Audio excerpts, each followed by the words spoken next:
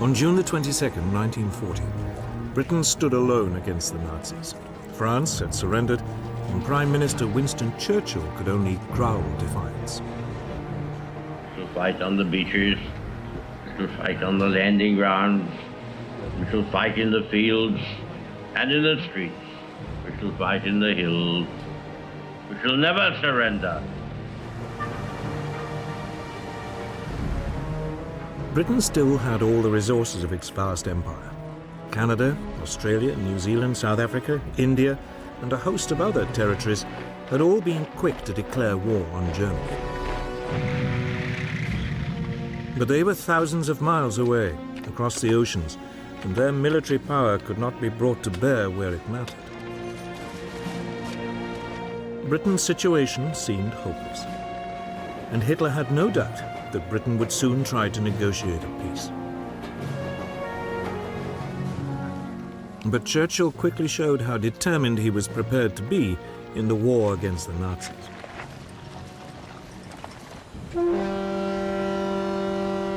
A powerful squadron of 2 French battleships and 2 battle cruisers was lying in the port of Mers el-Kabir in French North Africa. If the French ships fell into German hands, the British Navy's position in the Mediterranean would become impossible.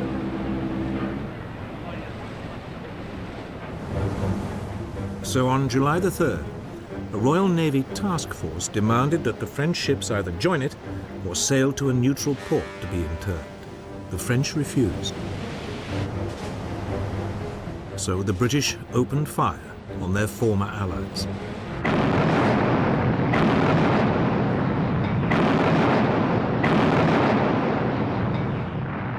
They destroyed or severely damaged 3 of the battleships.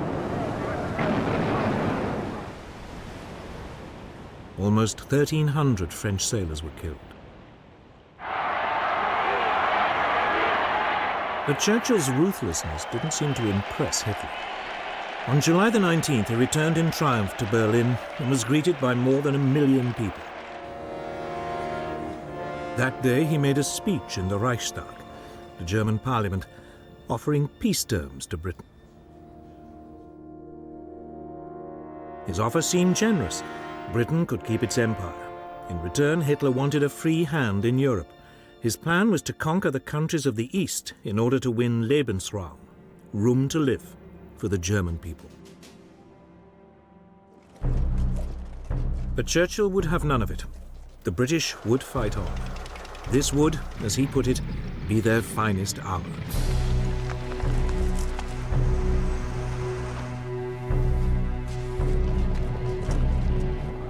Churchill's defiance was immensely popular.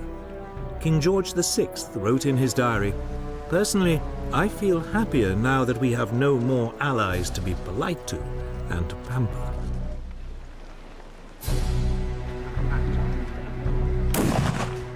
But it was difficult to see how Britain could ever turn the tables and actually win the war. The British Army might have survived Dunkirk, but it had lost almost all its tanks, artillery, and transport in the evacuation. It had just 25 divisions armed mainly with rifles to resist the vast armored columns of the world's most fearsome war machine. So there was little to be done except dig in and wait. Coastal defenses were prepared and concrete strongpoints built all across southern England. Signposts on roads were removed to make it harder for any invaders to find their way around. Large open areas were littered with obstacles to deter airborne troops. A volunteer defense force, the Home Guard, was recruited. It was made up of men who were otherwise ineligible to fight, often because of their age.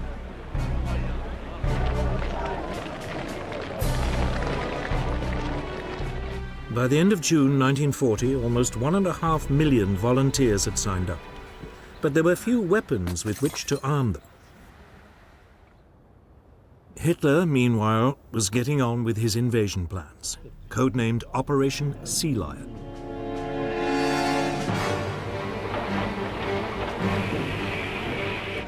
some 20 divisions would be landed on a broad front along England's south coast.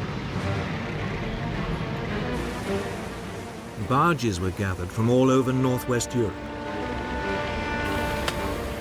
These were hurriedly converted into makeshift landing craft. Troops were trained for beach landings. But for all Hitler's bravado, those planning Sea Lion were worried. Hitler might dismiss the English Channel as just another river to be crossed. But Britain's navy was still the largest in the world. It might be stretched thin by its worldwide commitments, but the Royal Navy's home fleet far outnumbered the German navy. The German naval chief, Admiral Erich Raeder, had no confidence that he could seize control of the English Channel for long enough to get the army across. But the Germans did have one area of apparent massive superiority.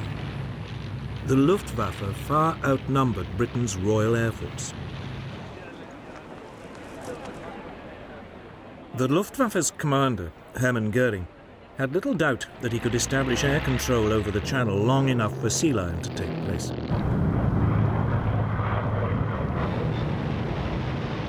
On July the 10th, the Luftwaffe began attacking shipping in the Channel.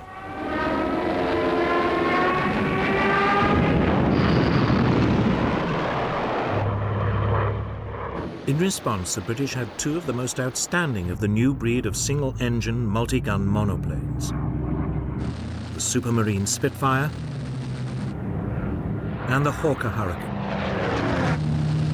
The Spitfire was slightly faster and more agile than its German rival, the Messerschmitt Bf 109, which escorted the German bombers. It would be used to intercept these. The Hurricane would prove a lethal bomber kill. But in July 1940, Air Vice Marshal Hugh Dowding, the head of Fighter Command, had less than 700 fighters. Against them were 2,600 German fighters and bombers. The odds against the RAF were daunting. Dowding knew that he could not take on the Luftwaffe every time it came over the Channel. So when the Germans began hitting British shipping, he did nothing.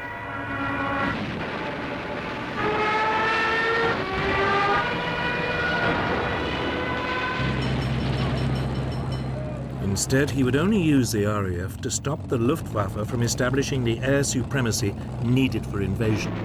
So he would only take on its big attacks. To help him, the British had one crucial innovation: radar. By the 1930s, scientists in both Britain and Germany knew that objects well beyond human sight could be detected by bouncing radio pulses off them and measuring the time it took for the signals to return. In Britain, a team of scientists led by Robert Watson Watt began developing radar as a means of detecting approaching aircraft at long range. Their work was seized upon by Dowding. He made radar the core of the world's first integrated air defense system.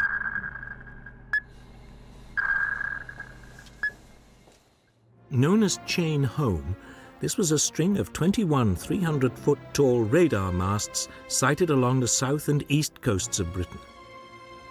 These could pick up aircraft at a range of 120 miles and give their distance, direction, height, and numbers. The information would be passed back to RAF Fighter Command's headquarters at Bletchley Priory, just outside London. There, it would be assessed, and warning of an impending raid passed to Fighter Command's operations room. Moonshine 1-4, Sky Blue, take target 1, channel G George. Roger. Controllers would then alert the nearest RAF airfields and scramble the necessary number of fighters. The question was, would radar make up for Germany's massive superiority in numbers? The stage was now set for what would become known as the Battle of Britain. Since June the 10th, 1940, The German Luftwaffe had been battering British shipping in the English Channel. The Luftwaffe's commander, Reichsmarschall Hermann Göring, was determined to lure the British Air Force into combat. But Britain's Air Chief Marshal Hugh Dowding refused to take the bait. He used his fighters sparingly, knowing that the real battle was still to come.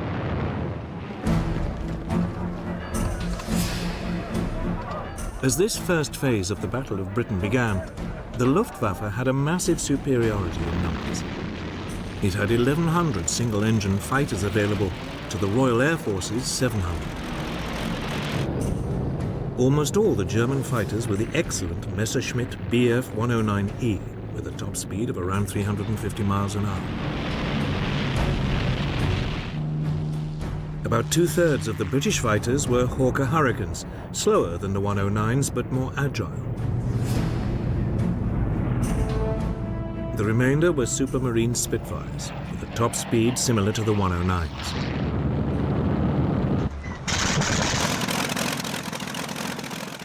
For their assault, the Germans had over 1,300 medium bombers, Dornier Do-17s, Heinkel HE-111s, and Junkers Ju-88s, each carrying about 4,000 pounds of bombs.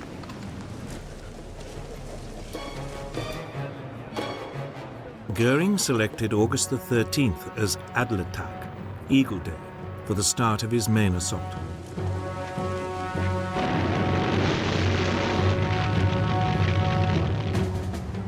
His aim was to destroy RAF fighters in the air and the RAF's airfields and Britain's aircraft factories.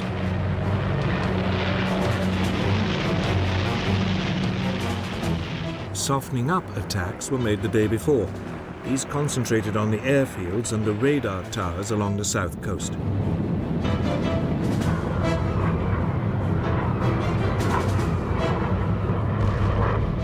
One station on the Isle of Wight was put out of action, and several were damaged, but these were working again within hours.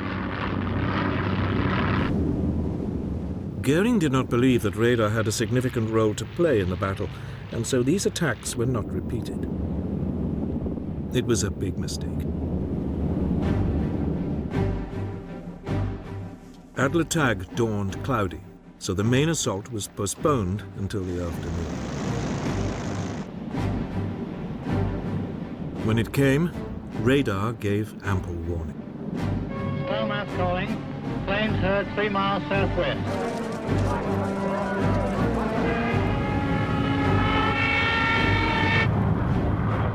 Nonetheless, most of the RAF airfields in the south were hammered.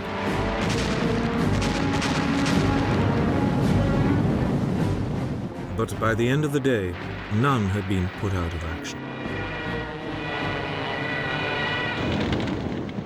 The Luftwaffe lost 46 aircraft. Britain, just 13.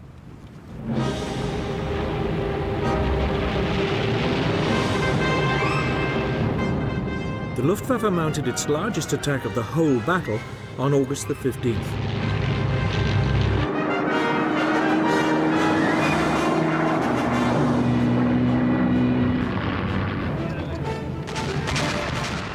Waves of heavily escorted German bombers forced their way through to the RAF airfields. The RAF was so overstretched that some pilots flew 7 sorties that day. By the time the raids died away, some 90 German aircraft had been shot down for the loss of 42 British fighters.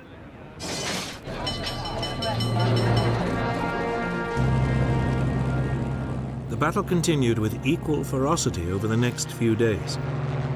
Both sides became increasingly exhausted. Dowding tried to rotate his pilots to rest them, but he simply did not have enough of them.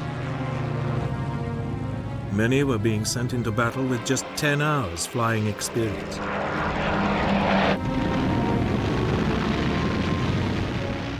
The Luftwaffe was suffering too. Its pilots were shocked and increasingly demoralized by the resilience of the British. The RAF fighters always seemed to be waiting for them.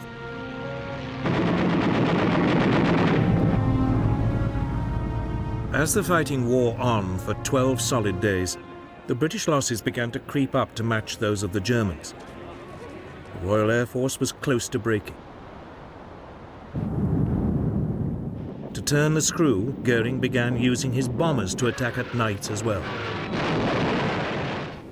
But this decision had an unexpected outcome.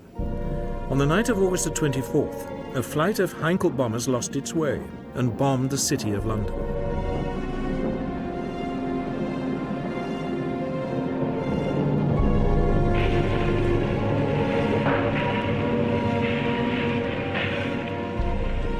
It was the first attack on a non-military target. The next night, 81 British bombers responded by raiding Berlin.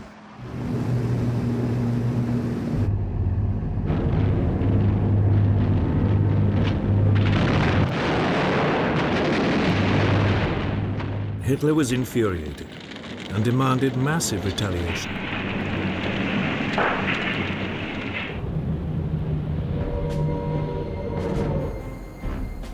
This came on the evening of September the 7th.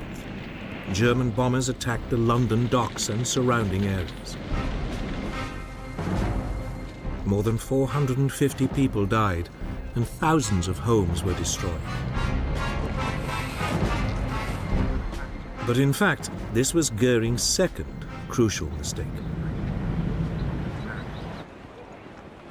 By switching from the RAF's airfields just at the moment when it seemed about to break, he gave it the respite it needed. Had Goering continued to attack the airfields, the RAF could not have continued to defend the skies. Instead, on September the 15th, British radars picked up another massive assault on London. The first wave of 100 bombers and 400 fighters was intercepted. Fighting raged all the way from the coast.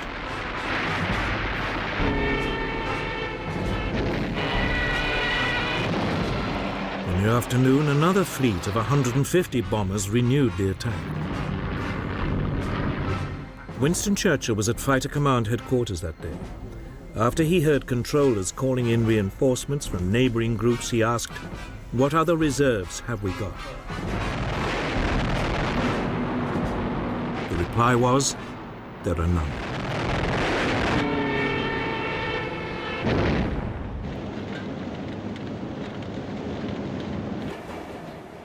But it was obvious that the Luftwaffe had failed to gain control of the air. And on September the 17th, Hitler postponed Operation Sea Lion. The Battle of Britain did not really end, it died away. Hitler now tried a new tactic. By October the 5th, the daylight raids stopped, and the Germans concentrated on bombing Britain's cities by night. This was the so-called Blitz. London was attacked every night but one, up to November the 12th. On November the 10th, the centre of the city of Coventry was obliterated.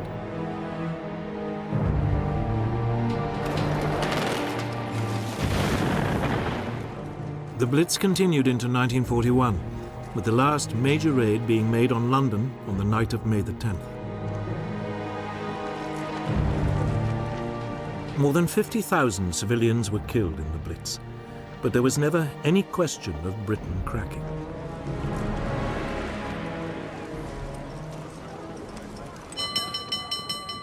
Victory in the Battle of Britain was a moment of huge national relief. Pilots had come from all over the empire to join the RAF, and from countries occupied by the Nazis like Poland and Czechoslovakia. Churchill summed up the nation's gratitude. Never in the field of human conflict was so much owed by so many to so few. But for Hitler, this was no more than an irritating setback. Britain, he was convinced, could never be a serious threat. So he now turned to Eastern Europe. For Britain, there was now a chance to rebuild with a view one day to taking the fight to the enemy. But to do that, Churchill would need help.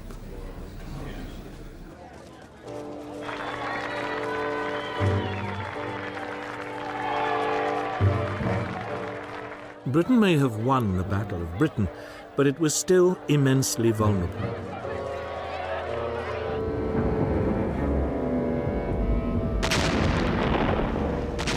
Night after night, its cities were hammered by the Nazis' Blitz.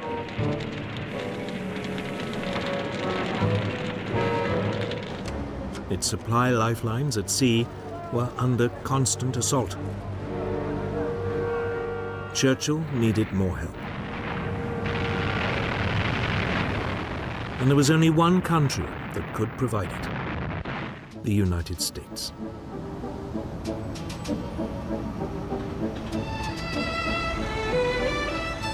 By 1940, the US had recovered from the Great Depression and the economy was booming again. It had immense reserves of manpower and unrivaled industrial strength. But the people of the United States were utterly opposed to becoming involved yet again in Europe's wars.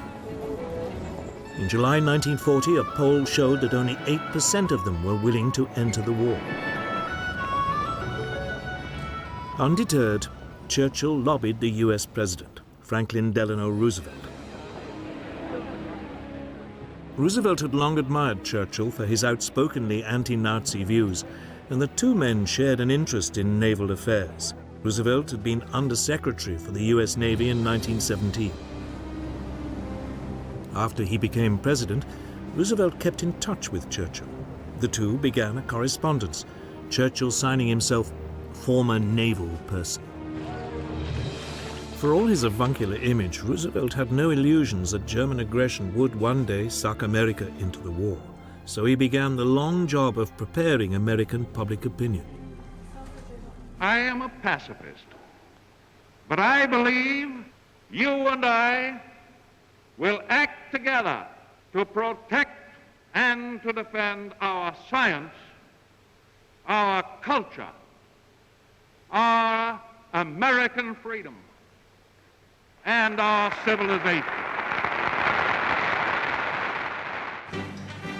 In July 1940, he got approval for a massive expansion of the US Navy, including the building of 6 large battleships and a new class of aircraft carriers. The following month, Congress agreed that the National Guard and other reserves should be called up for 1 year's active duty.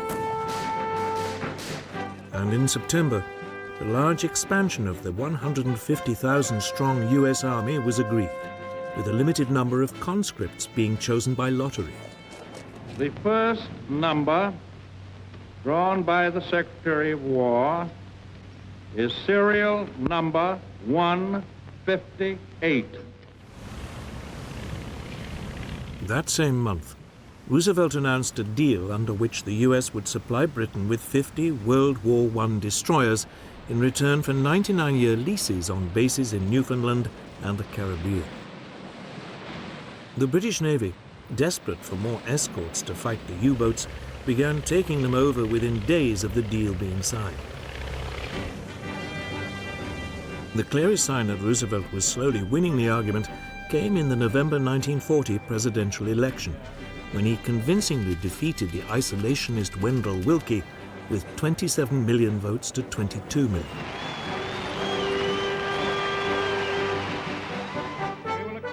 At the end of the year, Roosevelt spoke to the American people, setting out the 4 essential freedoms which he believed were at stake, and which Britain was fighting to uphold: freedom of speech and religion, and freedom from want and from fear. To save these, the United States must become the arsenal of the democracies. In other words, it must arm Britain. We shall send you in ever-increasing numbers, ships, planes, tanks, guns. That is our purpose and our pledge.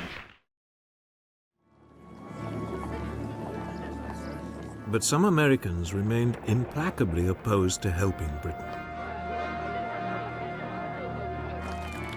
One of the most outspoken was the American ambassador in London, Joseph Kennedy, father of the future president, John F. Kennedy. A Boston Irish businessman who had made his fortune booze smuggling during Prohibition, Kennedy hated the British and seized every opportunity to claim that they would shortly be forced to surrender.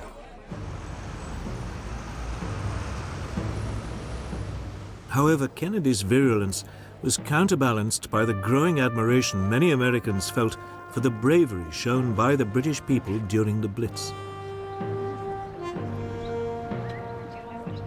In particular, the broadcasts by the CBS London correspondent Ed Murrow helped to change public opinion.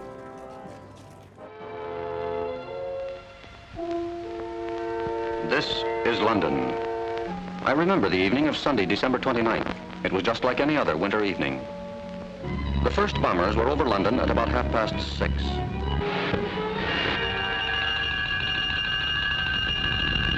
Soon the fires hissed from the top-story windows. Hitler once boasted, "I will rub out their cities." This is what he meant.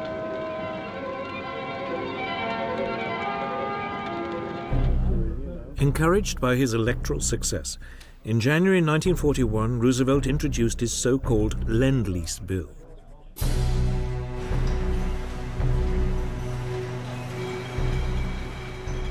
The United States would supply weapons and war material to Britain and China, which was still struggling desperately against the invading Japanese. Payment would be delayed.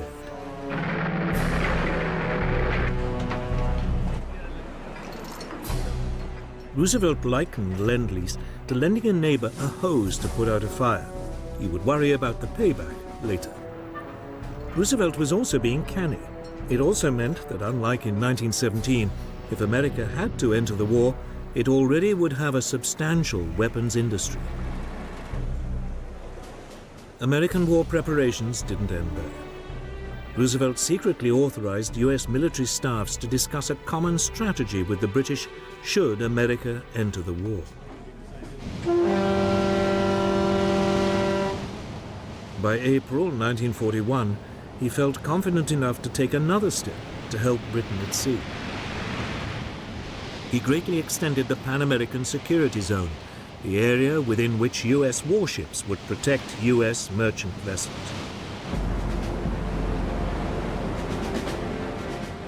In May, U.S. troops set up bases in Greenland, and in July, U.S. Marines were sent to replace the British garrison in Iceland, which was there to deprive the Germans of its harbors.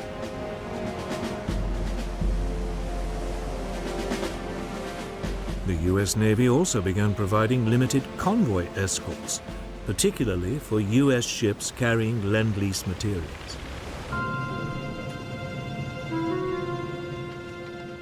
Hitler now gave his submariners strict instructions not to sink American ships, as he didn't want to provoke the United States into war. But inevitably, there were clashes. On September the 4th, 1941, a British aircraft attacked a German submarine. Thinking that the strike had come from the nearby U.S. destroyer Greer, the U-boat fired a torpedo at it. The Greer responded with depth charges, and there was a running battle which lasted 3 hours.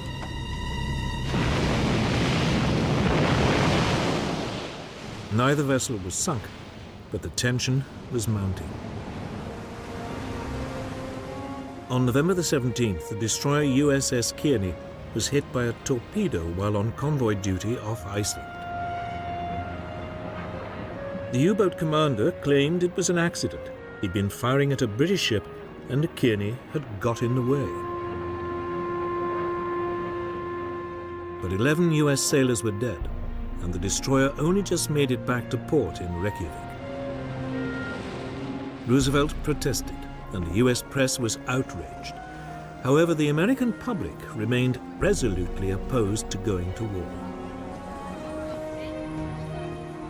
Within weeks, at the end of 1941, the situation was reversed in a single day.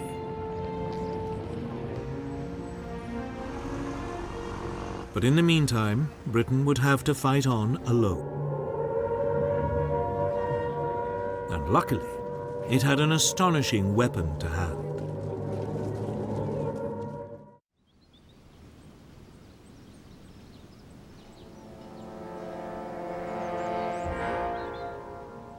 It looks like just another mansion in the English countryside, a bit run down.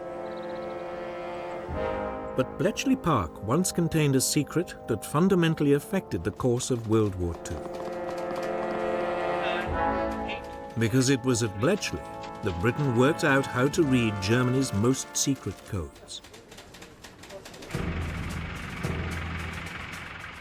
Since the mid-1930s, all the German armed forces and intelligence departments had adopted a standard machine for encoding their messages. The cipher machine E, better known as Enigma. It was developed in the early 1920s as a handy tool for businessmen to keep commercial messages secret. It was powered by a battery, and its encoded messages were transmitted in Morse code to be decoded on a second Enigma machine at the receiving end. The critical element of the machine was 3 rotors, which could be set to scramble the message in a way which could only be unscrambled by another machine with the same settings. The rotors could be replaced and set differently. As a result, each letter typed could come up in any one of 150 million ways. Given the almost infinite number of settings, it was not surprising that the Germans remained convinced throughout the war that Enigma was uncrackable.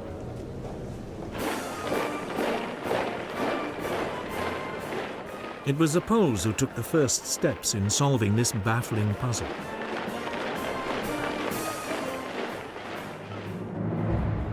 They knew of the existence of the Enigma machine and assembled a team of top mathematicians to crack it. Marian Rejewski, Jerzy Rojicki, and Henry Zygalski. But the team could not decipher messages without knowing the internal wiring of the rotors. The solution was supplied by French intelligence, which sent its Polish allies material gathered by a spy in the German army's cipher department. Amongst this was an Enigma manual. The Poles were able to reconstruct an Enigma machine and began laboriously decoding messages.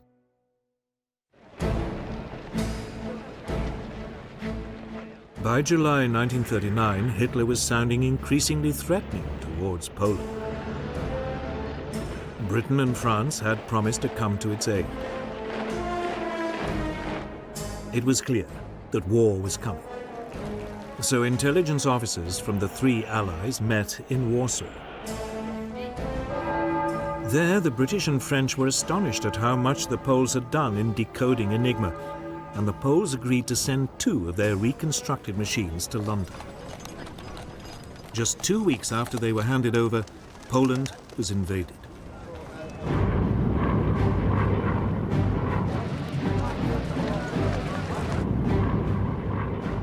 By the time Poland fell to the Germans, the Polish cryptographers had destroyed all evidence of their work on Enigma. Some were captured and tortured, but none revealed what they'd been up to.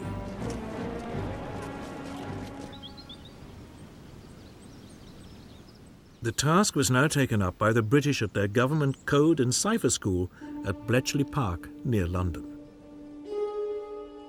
Its head was Commander Alistair Denniston. Denniston recruited a strange collection of mathematicians, chess masters, and crossword puzzle experts to continue the decoding. Among these experts was Alan Turing at Cambridge Don. In 1936, Turing had described the idea of a universal computing machine, a machine that he believed would one day be able to solve all mathematical problems. He used his ideas to design decryption machines known as bronze goddesses. The raw material for Bletchley came from the British Y service, a chain of radio listening stations which monitored and recorded German transmissions. The messages were fed into Bletchley's bronze goddesses, and permutations ran until at last the key was found.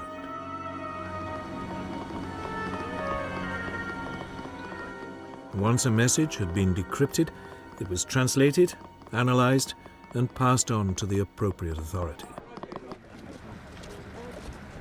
From the moment he became Prime Minister and learned of Bletchley's work, Winston Churchill understood its extraordinary importance. He referred to Bletchley's output as his ultra-secret information, and Ultra became its code name. The distribution of Ultra was tightly controlled. Senior commanders were shown only that information which directly concerned their operations. The need to keep the source of the intelligence secret was so great that Churchill insisted that no action could be taken on the basis of Ultra material unless a cover plan had been developed to convince the Germans that the intelligence must have come from another source.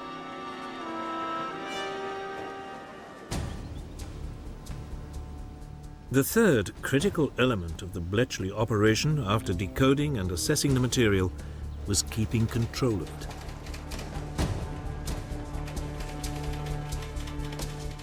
Often Ultra revealed vital information about German plans and actions. News of forthcoming attacks and other intelligence was filed away in a massive card index system. This was constantly mined for answers to questions great and small. By the end of the war, Bletchley was decoding much of the German traffic almost as fast as it was being sent. It was jokingly said that it would have been quicker for a German commander to ring Bletchley to get his orders. It was at sea that the Allies first became aware of how vital information from Ultra could be. An early example of its potential came on June the 8th, 1940. The British aircraft carrier Glorious was covering the convoys withdrawing Allied troops from Norway when Bletchley decoded signals showing the German battlecruisers Scharnhorst and Gneisenau were approaching its position. A warning was passed to Royal Navy headquarters, but unaware of how accurate the information was likely to be, this chose not to pass it on.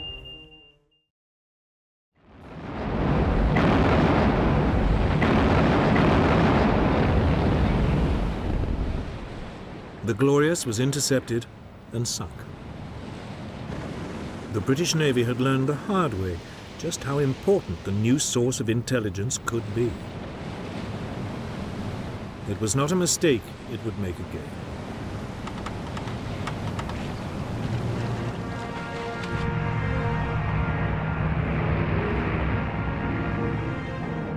Bletchley also performed a critical role in the build-up to the Battle of Britain. It had provided a clear picture of the Luftwaffe's order of battle and the overall strategy being adopted by its leader, Hermann Goering. This information convinced the head of British Fighter Command, Air Vice Marshal Hugh Dowding, that his tactic of committing his fighters bit by bit rather than in large numbers was the correct one, a tactic that played a crucial part in preserving the RAF's narrow winning margin.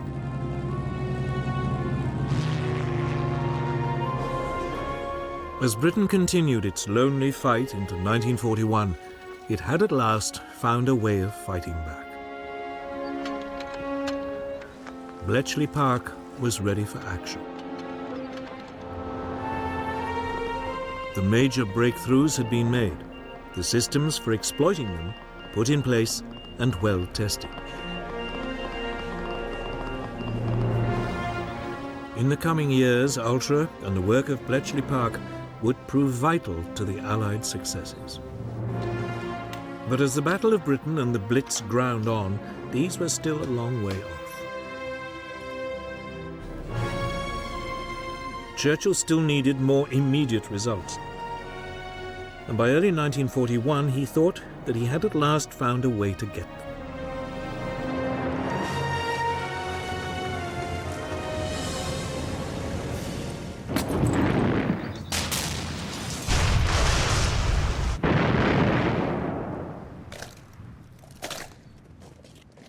Nazi Germany might now control most of Western Europe, but Britain's Prime Minister, Winston Churchill now decided to take the war to the Germans. We shall not flinch from the supreme trial. All will come right out of the depths. Even before France had surrendered, he was looking for ways of striking back and of keeping resistance alive in the countries which had been overrun.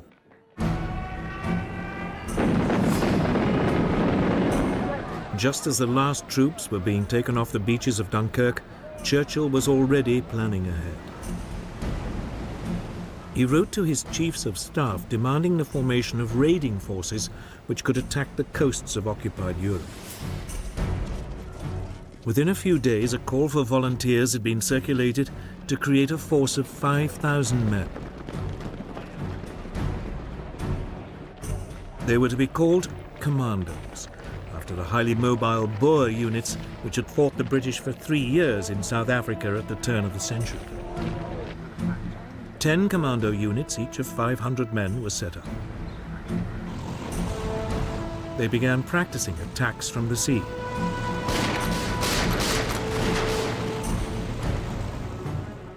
One unit was ordered to specialize in parachuting and using assault gliders. This soon became the basis of the separate parachute regiment.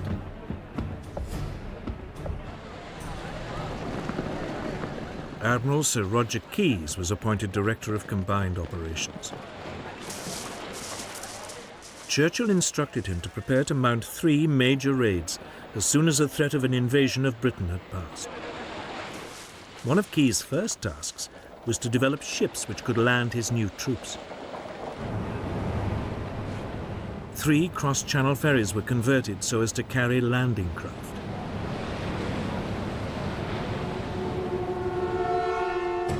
On March the 4th, 1941, 2 Commando units and a demolition squad were landed on the Lofoten Islands off northern Norway.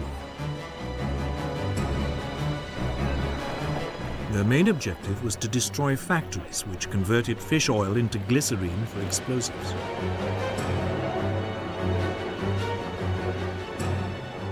The Commandos achieved total surprise and landed without a shot being fired. A German armed trawler in the harbour was seized. They quickly destroyed the factories and the fish oil tanks.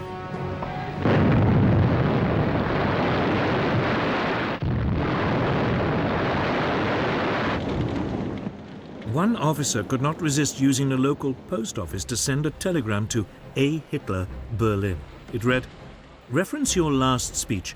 I thought you said that wherever British troops land on the continent of Europe, German soldiers will face them. Well, where are they?"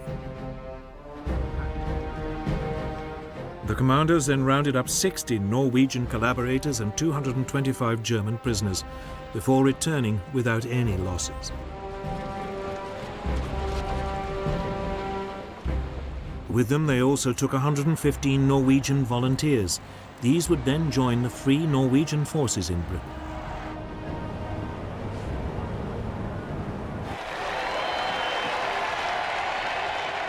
The Lofoten raid was an enormous public relations success and a huge boost for British morale. But its most important result was one which could not be publicized: the capture of a set of rotors for an Enigma machine. Although the machine had been thrown overboard from the armed trawler, its crew forgot the spares. They were to give invaluable help to the cryptographers of Bletchley Park in breaking the German naval codes.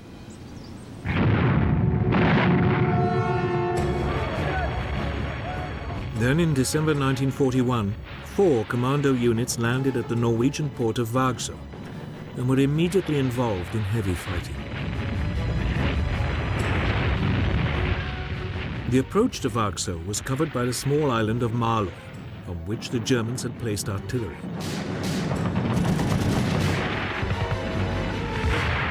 This was quickly overrun, but across the water in Vagsø, the fighting was intense.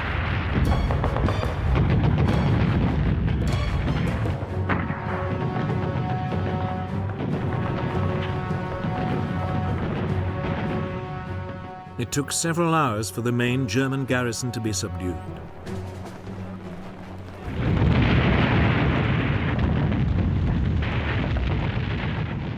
The commandos then blew up several factories and sank 8 ships before withdrawing.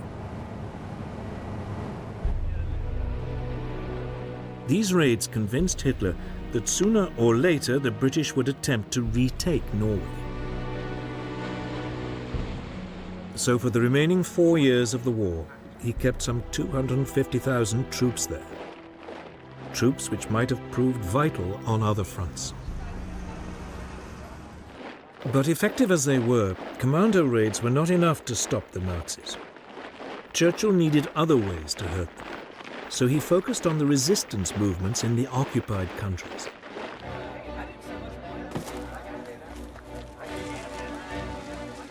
In July 1940, a Special Operations Executive, SOE, was formed, as Churchill put it, to set Europe ablaze. Its objectives were to encourage sabotage of the enemy war effort, gather intelligence and prepare clandestine forces to disrupt German defenses.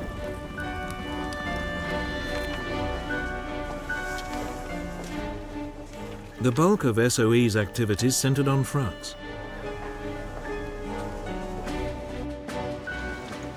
Soon agents were recruited in Britain to build up and coordinate the French resistance networks. Radio operators and couriers were also trained to support them.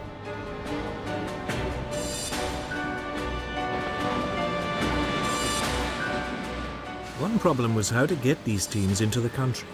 Submarines, high-speed launches and fishing vessels were all tried out, but the German coastal defenses proved difficult to penetrate. The answer was aircraft. And in August 1940, a special RAF unit was set up with Whitley bombers and short takeoff and landing Westland Lysanders.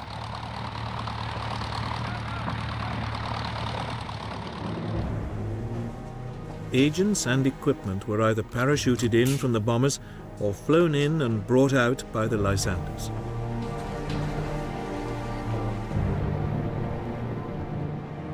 On moonlit nights, a growing number of reception committees would be waiting as an increasingly widespread network of resistance groups was built up.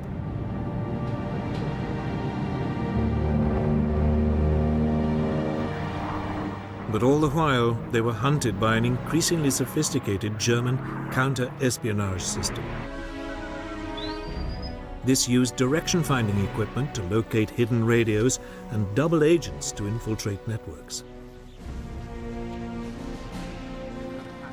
The work of SOE agents was desperately perilous, and their life expectancy short.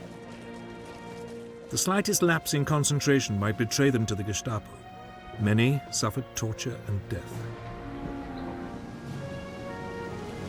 But Churchill was sure it was worth it. Keeping resistance alive in the occupied countries gave hope to millions that liberation would eventually come.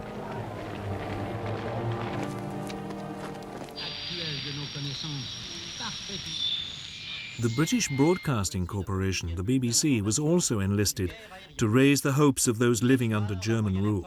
It broadcast the news in all the languages of the occupied countries. The German penalty for listening to these bulletins was death. But people tuned in regardless.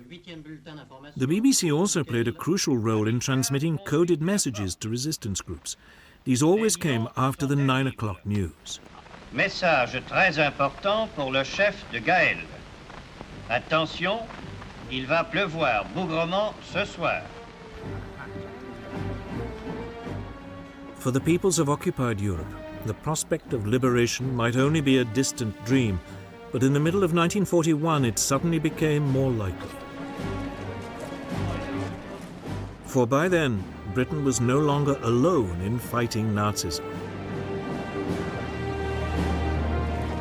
It had gained a massive ally, but it wasn't America, which Churchill had assiduously been courting.